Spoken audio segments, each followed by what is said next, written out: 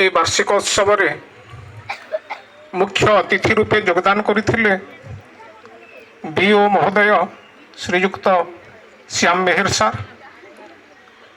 আজির এই কার্যক্রমর মুখ্য বক্তা শ্রীযুক্ত মহানন্দ সার।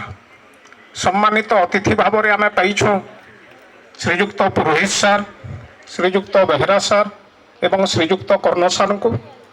তার সহিত आम विद्यालयर समस्त शिक्षक शिक्षयित्री एवं स्नेहर छात्र छात्री माने विद्यालय जिते बेले आम विभिन्न विषय पढ़ुछु तार भितर गोटे विषय पढ़ुछ पिले इतिहास हिस्ट्री।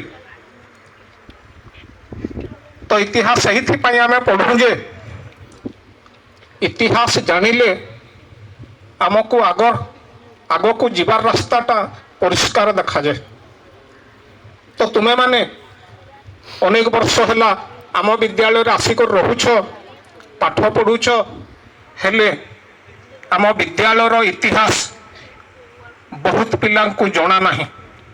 तेणुक विद्यालयर इतिहास बाबद तुम मान को किसी सूचना देउछि मन देकर शुणव आम विद्यालय विषय अनेक कथा जानिब। 1972 मसीहा अगस्ट मास 15 तारिख रे जन्म लाभ करिथिबा ए विद्यालयटी अनेक पथ अतिक्रम करी सफलतार एक नूतन शिखर रे पहुंची पारिछि। यह तारीख 22/8/1987 मसीह आश्रम विद्यालय उच्च विद्यालय को उन्नीत होई अनेक कृति छात्र छात्री को सृष्टि करि पारिछि। यही विद्यालय रे निकटस्थ 3टी ग्राम रामपुर झारबंधली एवं धौरा दादर छात्र छात्री माने दिवाध्यायी भाव में पढ़ती। अंतेवासी भाव में जिल्लार समस्त अंचलर एवं पड़ोसी बरगढ़ सोनपुर बौद्ध कलाहांडी जिल्लार छात्र छात्री माने अध्ययन करुछंती।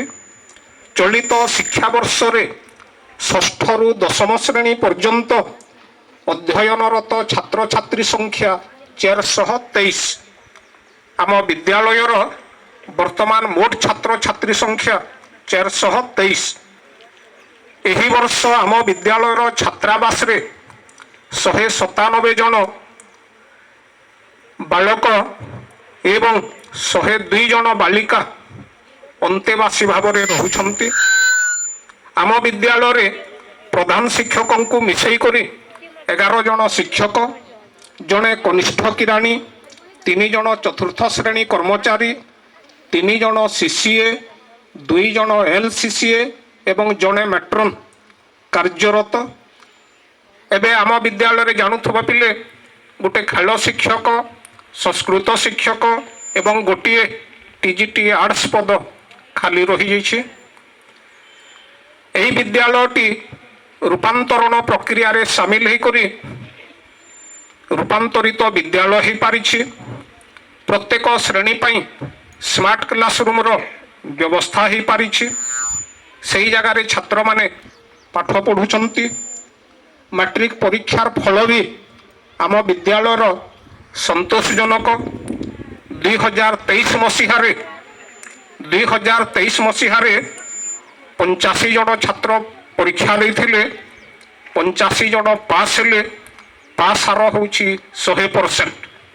2024 मसीह 92 जन परीक्षा देले, 92 पास हेले। पास हार भी 100%। गत वर्ष 2025 रे परीक्षा देले 94 जन, पास होइथिले 88 जन, 6 जन पिला फेल। पास हार होउछे 93%। तेणुक मैट्रिक पिला मानकु तो मु मंचरे न थैकर भी शुणुली। महानंद सार अति सुंदर भाव में तुमर लक्ष्य कौन बतई दौले। तो मैट्रिक परीक्षा दमा 19 तारिख रु परीक्षा अच्छे।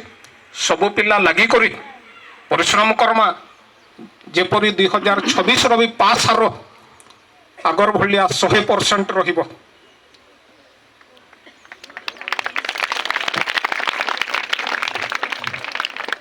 तो विद्यालय रे विभिन्न कार्यक्रम माने सब चलुछि। ସେହି ବାବଦରେ ବି ତୁମେ ଜାଣିଛ ମଧ୍ୟାହ୍ନ ଭୋଜନ କାର୍ଯ୍ୟକ୍ରମ, ମାଗଣାରେ ପାଠ୍ୟପୁସ୍ତକ ବଣ୍ଟନ, ମାଗଣା ପୋଷାକ ବିତରଣ, ତାର ସାଙ୍ଗେ ସାଙ୍ଗେ ଧନ୍ଦାମୂଳକ ଶିକ୍ଷା ଆମର ବିଦ୍ୟାଳୟରେ ରହିଛି। ରିଟେଲ ଏବଂ ଟୁରିଜିମ୍ ଯେଉଁ ପଢ଼ୁଛ ତାହାକେ ଧନ୍ଦାମୂଳକ ଶିକ୍ଷା ବୋଲି କୁହାଯାଏ। ଏହା ବ୍ୟତୀତ ଆମ ବିଦ୍ୟାଳୟରେ ଏନସିସି ଅଛି, ସ୍କାଉଟ୍ ଅଛି, ଜିଆରସି, ଇକୋ କ୍ଲବ, ସବୁଥିରେ ଛାତ୍ରଛାତ୍ରୀମାନେ ଅଂଶଗ୍ରହଣ କରି ବିଦ୍ୟାଳୟ ପାଇଁ ସୁନାମ ଆଣୁଛନ୍ତି।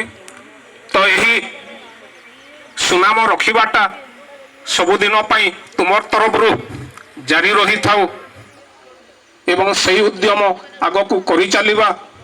ପ୍ରତିବର୍ଷ ଏହିପରି ବାର୍ଷିକ ଉତ୍ସବ କରିବା ଏବଂ ଗୋଟେ ବର୍ଷର ଫଳାଫଳ ଆମେ ହିସାବକୁ ଆଣିକରି ଆମର ମାନସ ମନ୍ଥନ କରି ପରବର୍ତ୍ତୀ ଆଗାମୀ ବର୍ଷ ପାଇଁ ନିଜକୁ ପ୍ରସ୍ତୁତ କରିବା। ସମସ୍ତଙ୍କୁ ଅଶେଷ ଅଶେଷ ଧନ୍ୟବାଦ।